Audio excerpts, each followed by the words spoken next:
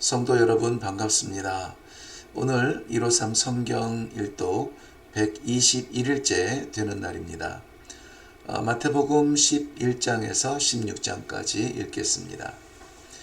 마태복음 11장은 세례 요한은 말라기서 4장 5절에서 기록된 대로 보라 내가 크고 두려운 날이 이르기 전에 내가 선지자 엘리야를 너희에게 보내리니 그 약속하신 말씀대로 보내신 바로 구약의 마지막 선지자요 신약의 첫 선지자였던 것이죠.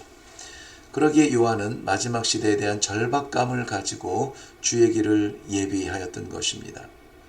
광야에서 성결을 지키기 위해서 세상과 구별되게 욕심을 떠나고 또 회개를 외치며 그 크고 두려운 날을 외치며 준비해 왔던 것입니다. 그런데 예수님께서 오셔서 하시는 일을 보면 사람들의 병을 고치시고 또 불쌍히 여기시며 설교하고 계시는 그 잔잔한 행보, 세례 요한으로서는 자신이 생각했던 메시아의 행보가 아니었던 것이죠. 그러니 제자들을 예수님께 보내어 물어봅니다. 2절 말씀 보면 오실 그이가 당신이니까 아니면 우리가 다른 일을 기다려야 합니까? 예수님께서는 요한의 마음을 아시죠. 그리고 10절에서 14절 내용으로 이렇게 말씀합니다. 오리라 한 선지자 엘리야가 바로 이 사람 요한이라 인정하시게 되죠. 마태복음 12장입니다. 유대인들은 율법을 지키기 위해서 수많은 규제와 제도를 만들었습니다. 예를 들면 안식일을 잘 지키자고 시작한 규제가 나중에는 이 규제를 잘 지키나 안 지키나를 심판하기 시작했습니다. 안식일의 본질보다 규제가 더 중요하게 된 것이죠. 예수님께서는 한 발 더 나아가 회당에서 병자를 고치십니다. 그것을 긍휼, 즉 자비로 여기는 것이 아니라 노동, 즉 일했다는 것으로 보고 있죠. 어긴 겁니다. 규제와 제도의 안경을 벗지 못하고 있습니다. 그러니 이를 지키지 않는 예수님을 24절에 보면 귀신의 종이라 이렇게 몰아가고 있죠. 귀신의 종. 14절 보면 그러니 어떻게 죽일까 고심하기 시작합니다. 38절 이후에는 표적을 구하는 사람들에게 요나의 표적, 즉 3일 만에 부활을 말씀하고 계시는데요. 이 표적밖에 볼 것이 없다. 그런데 이것을 부활의 표적이라는 것을 아무도 느끼지 못합니다. 43절부터 45절은 보고 듣는 것만 그치는 사람들에 대한 경고입니다. 이런 사람은 판단과 정죄의 구덩이로 빠지게 됩니다. 46절 이후의 내용이 굉장히 의미가 있는데요. 예수님께서 새로운 가족 공동체의 원리를 가르치십니다. 하나님의 뜻대로 하는 사람입니다. 같은 공동체 안에 있다는 것이 중요한 것이 아니라 그 안에서도 하나님의 뜻대로 하는 사람들이 믿음의 공동체라는 것입니다. 마태복음 13장입니다. 13장에는 7가지 비유가 나오는데요. 비유라고 하는 것은 의도를 가진 숨겨진 비밀 게임과 같은 것입니다. 비유는 이야기를 듣는 사람과 그 내용을 파악하는 사람 이렇게 둘로 나눠지죠. 7가지 비유를 모아보면 결국 예수님께서 그의 헌신으로 시작해서 열매를 추수하시는 과정, 그 결과를 알게 하십니다. 1절에서 9절에 뿌려지는 씨와 다양한 땅의 상태를 통해서 씨는 동일하신 그리스도 자신으로 던져지고 또한 메시아가 되겠지만 다양한 결과가 나온다는 것이죠. 그런데 중요한 것은 여기의 땅이 모두 다른 땅이 아니라 한 밭에 있다라는 것입니다. 한 밭에. 한 밭에도 동일한 말씀 앞에 다양한 심령으로 나누어질 수가 있습니다. 24절부터는 알곡과 가라지 역시 동일한 밭에서 함께 자라고 있죠. 31절부터는 겨자씨와 누룩의 비유입니다. 이것은 확장성이고 정체된 것은 생명이 없는 것과 같은 거죠. 44절부터는 감추인 보화. 너무 좋아서 우리에 있는 모든 것을 다 들여서라도 살만한 것. 어떤 보화를 발견하셨나요? 47절부터는 그물로 거두어들인 물고기를 골라내듯이 역시 동일한 공간에 있으나 그 날에 버려지고 던져지고 태워지는 불의 슬피 울며 이를 갈미 있을 것이라. 53절 내용에는 그 이후에는 예수님께서 고향 나사렛에서 배척을 당하는 기록을 해놓았습니다.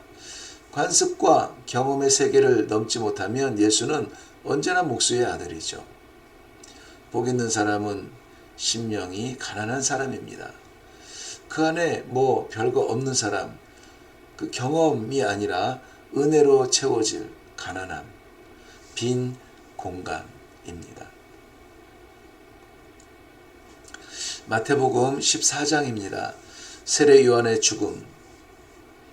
이것은 실패와 패배의 모습이 아니라 춤추며 잔치하는 환락의 파티장 가운데 던져진 고독한 복음의 길을 잘 드러내는 장면이라고 하겠습니다. 예수님은 멈추지 않습니다. 요한의 자리 광야로 나아가시죠.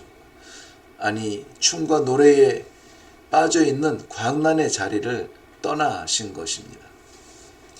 복음의 굶주린 백성들이 따라옵니다.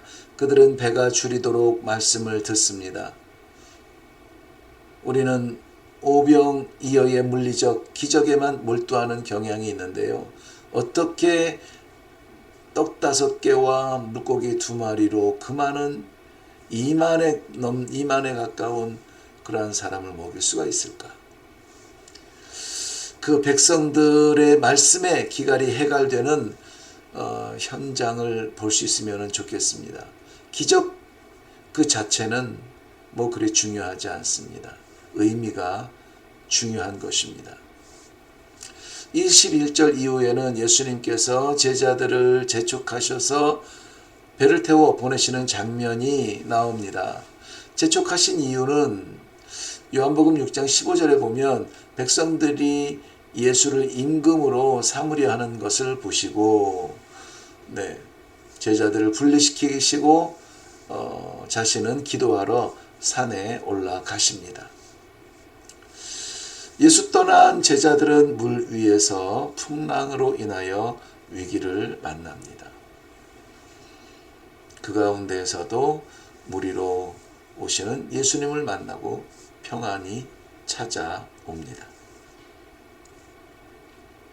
제자들의 삶과 예수님의 동행의 의미를 깨달으면 좋겠습니다. 마태복음 15장입니다. 14장에서는 백성들의 찬양과 기쁨의 회복이 나타났다면 이번 장에서는 적대감과 적개심의 도전이 찾아옵니다. 15장의 전반부는 두 부류의 사람이 대립하고 있는데요. 바로 바리새인들과 서기관들, 그리고 21절에 등장하는 가나안 여인입니다. 결코 어울리지 않는 대립이죠. 가나안 여인의 간청으로 귀신 들린 딸이 치유됩니다. 그 반면 바리새인과 서기관들은 17절 말씀 보면 외식하는 자들로 평가가 되어지고요. 결국 하나님께서 뽑아버릴 가라지일 뿐이라고 말씀하십니다. 예수님의 공생의 모든 사역 가운데 방해하고 장애가 되고 결국 예수님을 십자가에 못 박게 한 것이 동일 민족의 종교인들이었습니다. 모든 종교인은 거룩하지 않습니다. 예수님은 다시 한번 사흘간이나 떠나지 않고 말씀을 듣는 심령이 가난한 백성들, 여자와 어린이를 제외하고도 4,000명을 떡조각 7개와 몇 마리 생선 조각으로 먹이십니다. 저라도 먹이고 싶었을 것입니다. 마태복음 16장입니다. 마태복음 12장 38절에는 서기관과 바리새인들이 표적을 구한다고 했는데요. 본문에는 바리새인들과 사두개인들이 표적을 구한다고 기록이 되어 있죠. 하늘로부터 오는 표적을 구하나 이는 시험하기 위한 것이지 정말 하늘이 근원인가에 대한 궁금증은 아니죠. 예수님의 대답은 동일합니다. 악하고 음란한 세대가 표적을 구한다는 것입니다. 역시 예수님은 요나의 표적만 말씀하십니다. 오히려 그에 대한 대답은 다른 곳에서 선포가 되는데요. 16절 보면 주는 그리스도시요 살아계신 하나님의 아들이시니다. 바로 베드로의 고백에 있었습니다. 교회는 베드로 위에 세워졌기 때문에 초대 교황은 베드로라는 것은 진리가 아닙니다. 교회 터는 진리이신 예수 그리스도를 향한 믿음입니다. 그 믿음이 없는 것은 예수가 그리스도이심을 믿는 믿음의 진리가 주는 생명이 없는 것과 같습니다. 그러므로 성도들은 교회를 믿지 말고 교회의 진리가 되시는 예수 그리스도를 믿어야 합니다. 어떤 면에서는 형상화된 십자가가 아니라 그 위에 달리신 예수 그리스도가 바로 우리의 믿음이라 이렇게 고백할 수가 있겠습니다. 일회교회에서는 바로 그런 믿음으로 살아가기를 원하는 공동체입니다. 오늘도 바로 그런 믿음 찾기 위해서 153 성경 1독 가운데 진심을 다해서 지금 나아가고 있습니다. 바로 그런 여러분을 축복합니다.